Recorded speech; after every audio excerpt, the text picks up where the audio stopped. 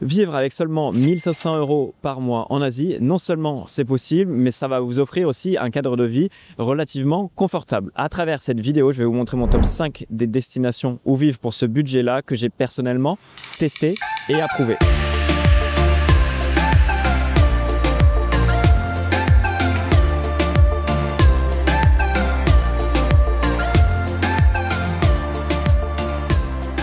Alors avant de rentrer dans le vif du sujet, laissez-moi vous annoncer 2-3 choses. Déjà, toutes les villes que j'ai listées dans ce classement, c'est des villes pour lesquelles j'ai pu y vivre au minimum un mois.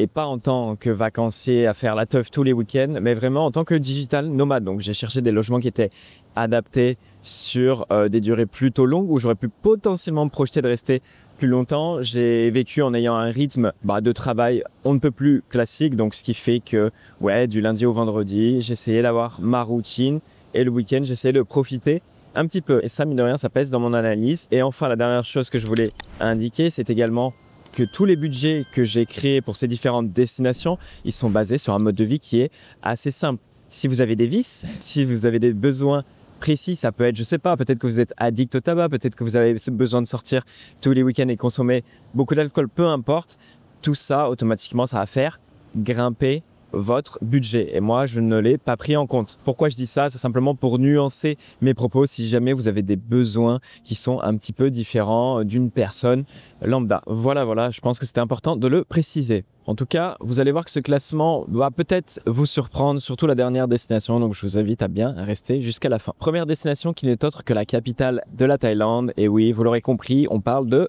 Bangkok. Alors pour Bangkok, j'estime que vous pouvez vivre confortablement pour un budget de 1400 € par mois. En termes de logement, vous pouvez sans problème trouver un condo pour 500-600 € par mois.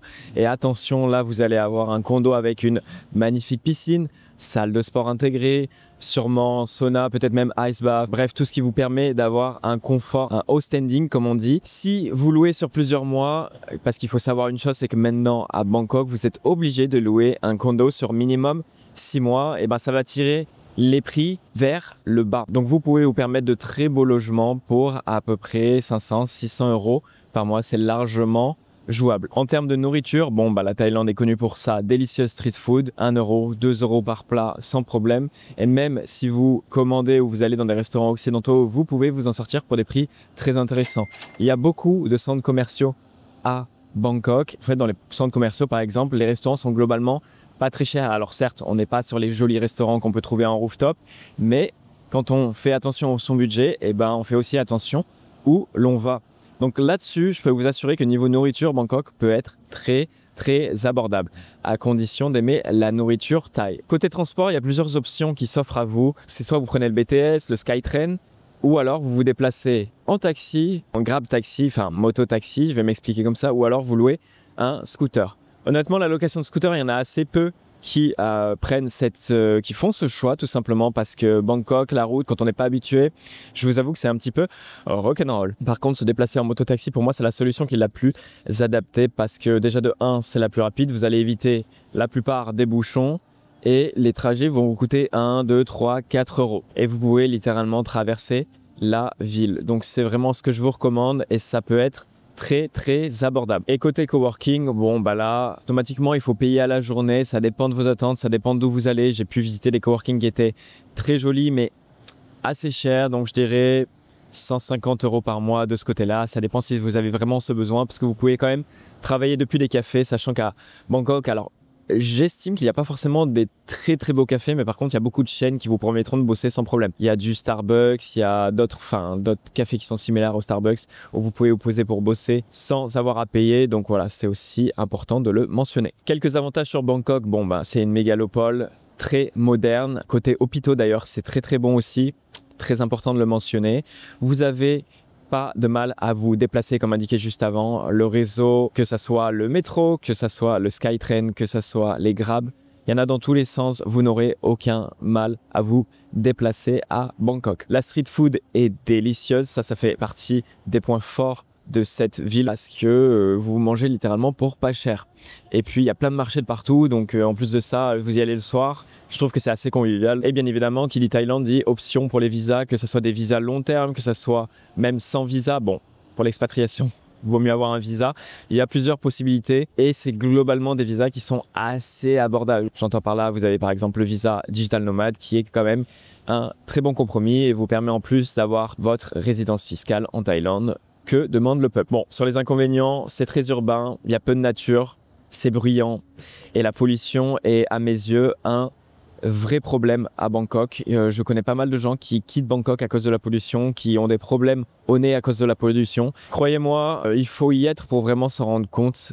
C'est assez fort. Je tiens à vous prévenir là-dessus. Faites un premier test, allez quelques semaines à Bangkok pour vraiment voir si c'est supportable ou non pour vous. En conclusion, une destination parfaite pour les nomades qui cherchent un rythme intense, des jolis rooftops et un quotidien bien rythmé. Ensuite, on peut passer à la deuxième destination qui, cette fois, n'est pas très loin de Bangkok et la Thaïlande et ce n'est autre que la capitale de la Malaisie, Kuala Lumpur. Alors Kuala Lumpur, c'est une ville que j'ai particulièrement appréciée. J'y suis resté 6 semaines et j'avoue que ça m'a mis un petit peu une claque, tant par la modernité mais par la propreté de la ville. Enfin, j'ai trouvé que c'était très joli et très agréable. En termes de budget, j'estime que vous pouvez vivre à Kuala Lumpur pour 1300, allez 1400 € par mois, c'est plus ou moins similaire à Bangkok.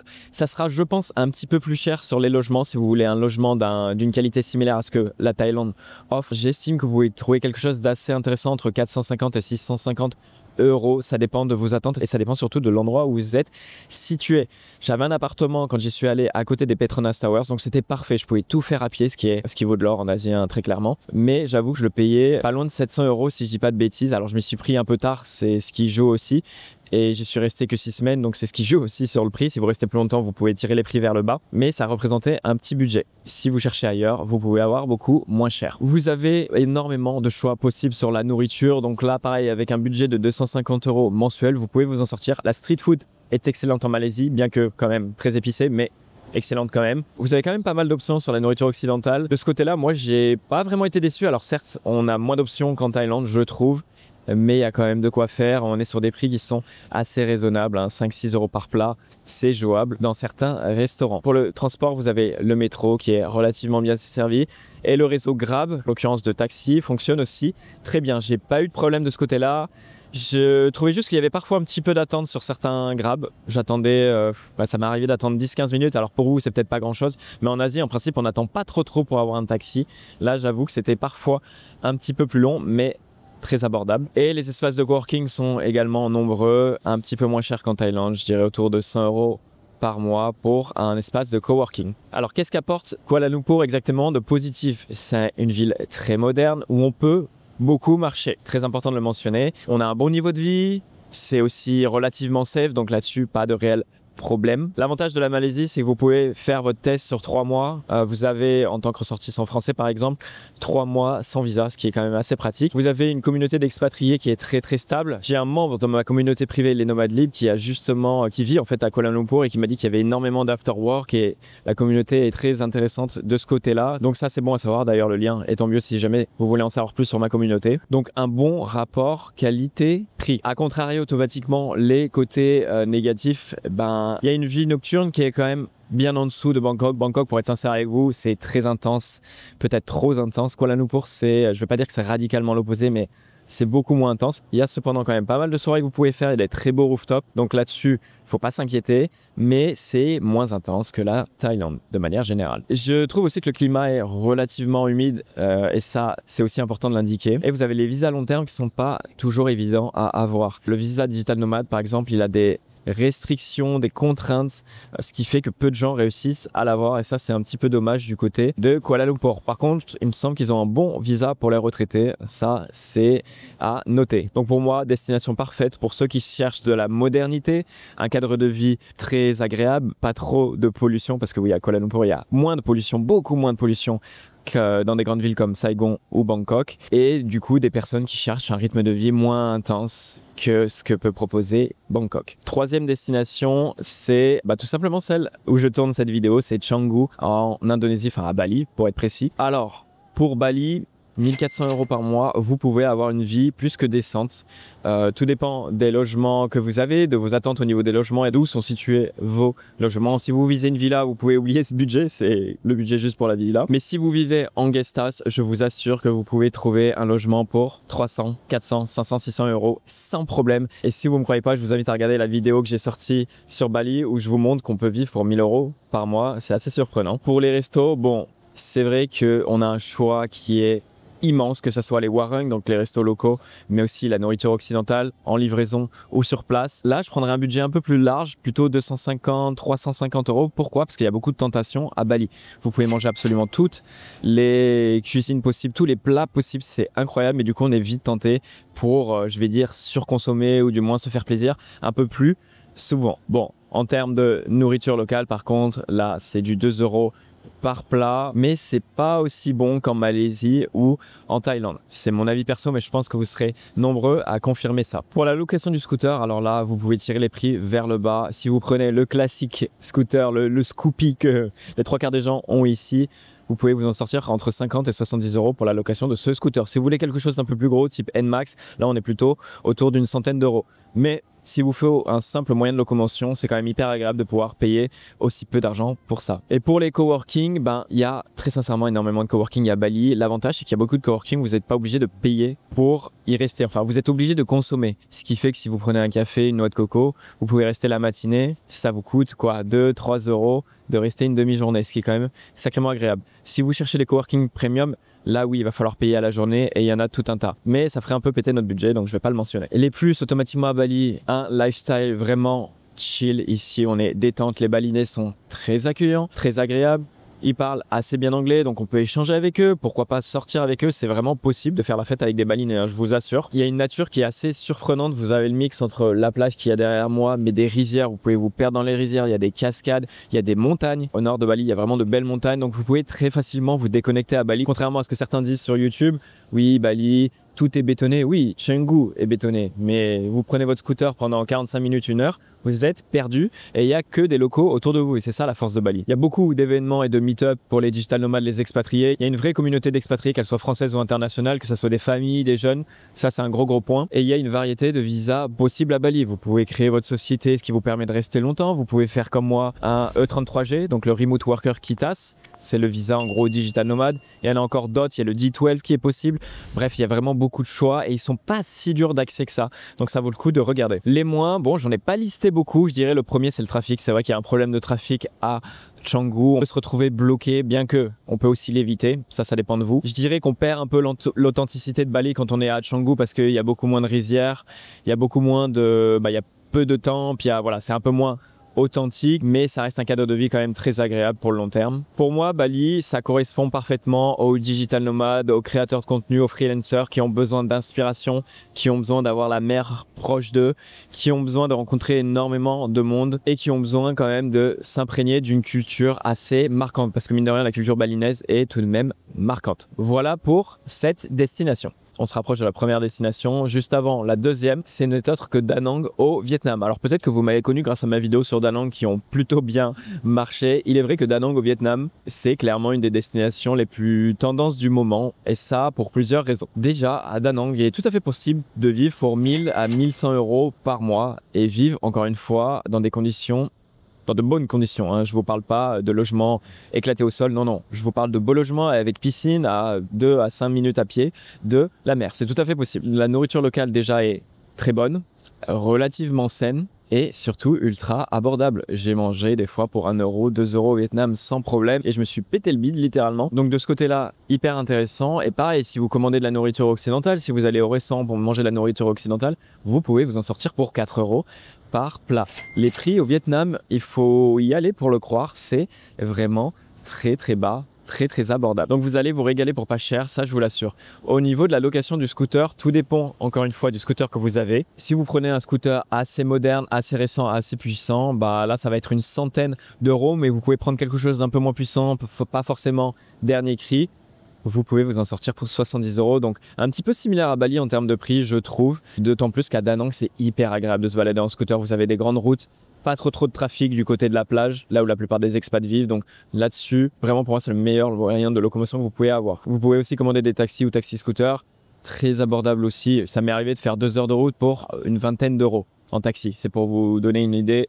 C'est très abordable. Et il y a pas mal d'espaces de coworking. Là, il y a un peu des deux aussi. Il y a des coworking où vous pouvez y aller et juste consommer pour rester sur place, et d'autres où vous allez devoir payer. Vous pouvez vous en sortir pour 80, 100 € le mois pour un hot desk, ce qui reste encore abordable si vous avez vraiment besoin de ça. Le positif, c'est simple, hein. Da Nang, c'est un peu le Miami de l'Asie, une plage immense. Donc ceux qui aiment courir, ceux qui aiment marcher le matin ou le soir, c'est pour moi la meilleure destination que j'ai faite en Asie de ce côté-là. Il y a une ambiance très tranquille, c'est très relaxant. Il y a assez peu de touristes, mine de rien, comparé à d'autres villes. Même si ça devient très tendance, je trouve qu'on est vite mixé avec des locaux à Da Nang, et c'est ce qui rend les choses un petit peu uniques. Après, automatiquement, sur les mois, il y a moins de vie sociale que des destinations comme Bangkok, Bali qu'on a cité précédemment. C'est un petit peu moins soutenu de ce côté-là à Da Nang, même s'il y a quand même de plus en plus d'événements. J'en ai fait à titre perso et il y en avait chaque semaine, mais c'est pas autant marquant que en Thaïlande ou à Bali. Il y a également une communauté d'expatriés qui est quand même moins présente. Ça, c'est à cause des visas. Et ça, d'ailleurs, je peux le citer. Les visas sont difficiles au Vietnam. À ce jour, c'est plutôt du visa run que les gens font pour rester sur le long terme, ce qui est pas vraiment recommandable.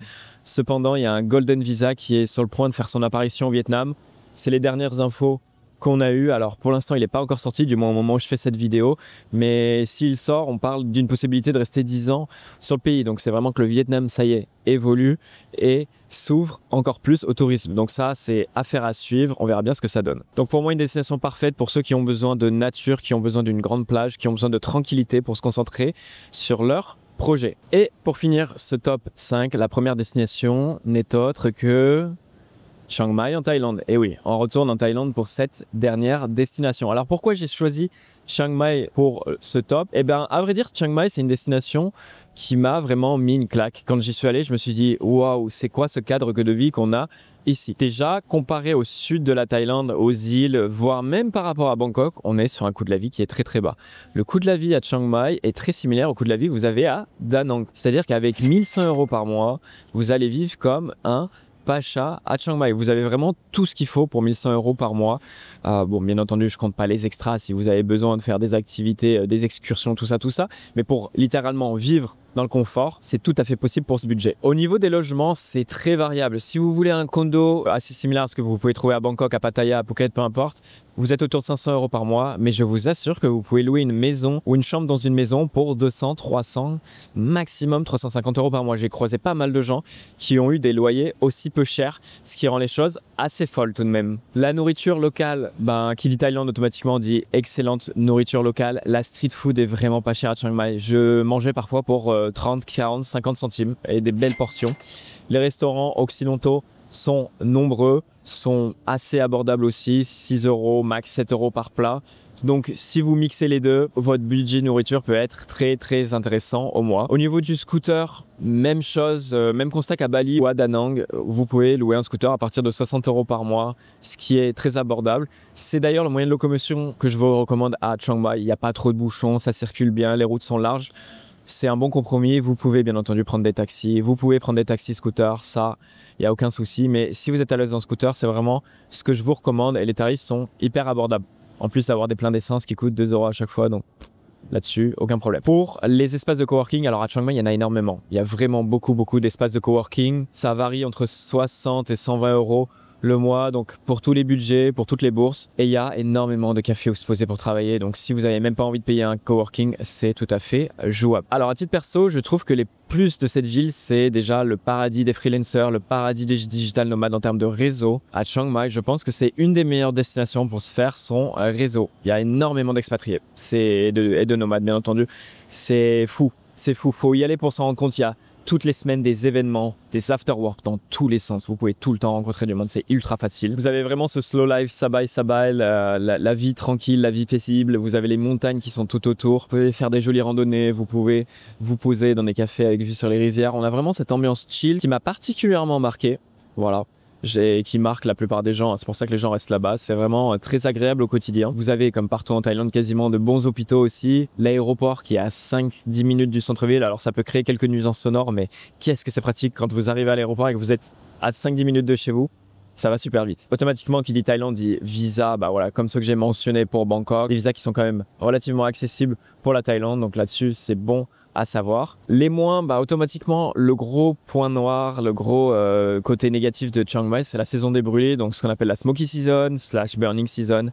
Vous avez entre février et avril une saison où les paysans tout autour font cramer leurs excédents et automatiquement ça crée des nuages de fumée opaques, très mauvais pour la santé, littéralement cancérigènes, qui parfois se retrouvent bloqués à Chiang Mai, dans tout le nord de la Thaïlande. Là, l'air devient irrespirable et Chiang Mai bascule comme une des villes les plus polluées du monde. Donc je vous assure que si vous pouvez éviter cette saison, c'est quand même mieux. Il y a 3 mois, voilà, quand vous êtes à Chiang Mai, il y a 3 mois, faut partir ailleurs. Vous allez à Phuket, vous allez à Pattaya, vous allez à Koh Phangan, Koh Samui, peu importe, mais ne restez pas à Chiang Mai pendant cette période, c'est quand même pas très bon pour la santé. C'est le gros problème de cette ville qui est juste somptueuse, mis à part ça. Autre bémol, bah oui, il n'y a pas la mer, voilà. Ça dépend de ceux qui ont besoin ou non de la mer, mais c'est vrai qu'il n'y a pas la mer à Chiang Mai, ce qui est un petit peu dommage. Et je dirais aussi que la vie nocturne, pour ceux qui aiment vraiment sortir pour les fêtards, et pas faux folle. Donc vous pouvez sortir, il y a quand même pas mal de sports bars, de petits clubs, mais rien d'incroyable. Donc si vous avez vraiment besoin de faire la fête tout le temps, c'est pas la meilleure destination pour ça, je trouve. Donc pour moi, c'est la destination parfaite pour les nomades débutants qui font attention à leur argent, les freelance solo et pourquoi pas aussi les familles qui souhaitent faire une première expérience d'expatriation à moindre coût. Voilà mon top 5. Alors pour que ce soit plus simple pour vous, je vous mets un petit comparatif à l'écran, voilà, comme ça au moins vous avez une idée de ce que ça peut représenter. Je vous laisse mettre pause ou faire un screenshot, au moins ça sera plus simple pour vous. Un point aussi que je tiens à mentionner pour cette vidéo, toutes les destinations que j'ai listées, j'en ai fait des vidéos individuelles, que ça soit des vidéos coût de la vie, que ça soit des vidéos découvertes. Donc tout ça, vous pouvez le retrouver sur ma chaîne, donc n'hésitez pas à faire un tour si vous n'avez pas regardé mes précédentes vidéos. Et bien évidemment, si vous avez besoin de plus d'informations sur le digital nomadisme, l'expatriation, donc les visas, les banques à utiliser, se faire un réseau digital nomade, comment devenir digital nomade, comprendre le digital nomadisme, trouver des logements abordables, tout ça vous l'avez au sein de ma communauté privée Les Nomades Libres. Le lien est en bio de cette vidéo, donc n'hésitez pas à acheter un coup d'œil. On est de plus en plus nombreux et il y a de plus en plus de contenu dessus, donc n'hésitez pas, ça vaut vraiment le coup. Comme d'habitude, moi je vous dis à la semaine prochaine pour une nouvelle vidéo et d'ici là, portez-vous bien. Allez, ciao!